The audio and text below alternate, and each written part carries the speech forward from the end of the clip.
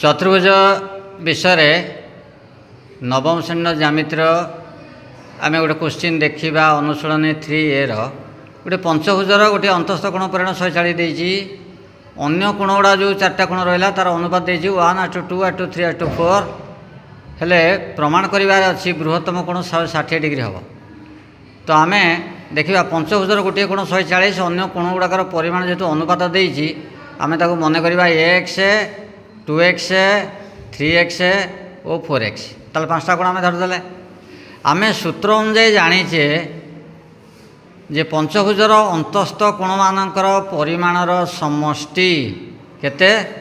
ना 2n - 4 गुणन 90 समान 2 गुणन 5 - 4 मूल्य बसैबा जेहेतु बाहु संख्या 5 गुणन 90 समान 10n - 4 गुणन 90 आम सरल करुचे 6 गुणन 90 समान 540 डिग्री ताले पंचभुजर टोटाल अंतस्थ कोण परिमाण समान 540 डिग्री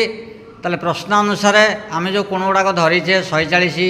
देती दत्त अच्छी plus x plus 2x plus 3x plus 4x समान 540 डिग्री हम आपको आम सरल करदे आम प्रत्येक कोण गुड़ा पाई 140 प्लस x सब पद मिसीगले 10x समान 540 तो 10x समान 540 माइनस 140 तो 10x जो 10x के 400 10x समान 400 डिग्री तो x समान 400/10 समान 40 डिग्री ताले प्रत्येक कोण गुड़ा आम गोटे गोटे डिग्री बाहर करदा x समान 40 डिग्री 2x समान 2 × 40 80 डिग्री 3x समान 3 × 40 120 डिग्री 4x समान 160 डिग्री एवं गोटे कोण दत्त था सेटा हूँ 140 डिग्री ताले बड़ किए है बड़ हूँ 160 डिग्री अतएव पंचभुजर सबुठारु बड़ कोण परिमाण केते है ना बड़ कोण परिमाण 160 डिग्री तो बुझीगला ये आम अंकटा करवा समस्ते भलकरी निरीक्षण कर बुझिया को चेष्टा कर ठीक अच्छे।